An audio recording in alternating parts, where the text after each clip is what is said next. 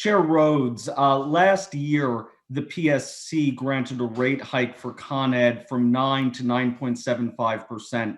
And to receive this rate hike, Con Ed agreed to comply with a storm protection plan to underground 30 miles of cable for $200 million. So far, they have underground only 4 miles for the cost of $30 million. What will the PSC do to make sure that Con Ed will complete this project on time and budget?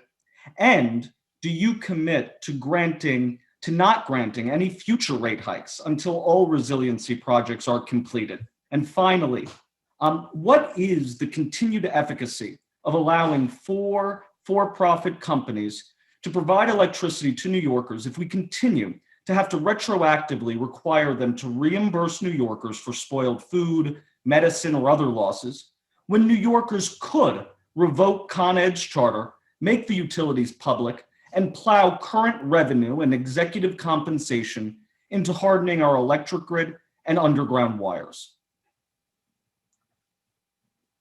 So we do monitor progress on critical capital investments, and we fully expect Con Ed to deliver on this one.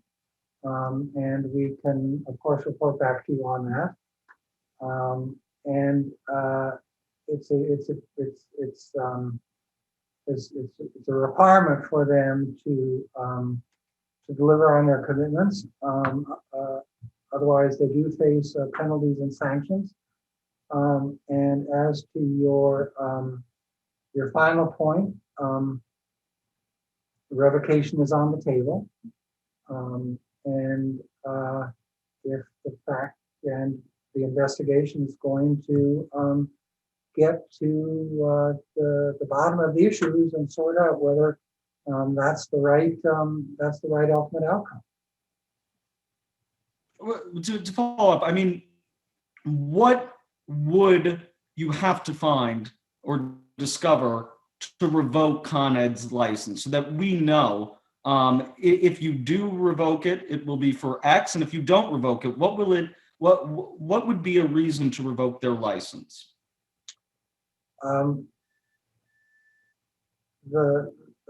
It's laid out in the statute, and it amounts to a demonstrated inability to deliver for New Yorkers based on repeated failures.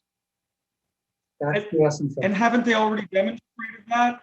I mean, they continue to get rate hikes. They continue to have the exact same problems over and over again. Why would we continue to keep doing this same dance if every year or other year we have this exact same hearing when we have the second highest rates in the nation, and they continue to fail at hardening the system, at undergrounding wires, and at just being relatively responsive to ratepayers throughout the state of New York?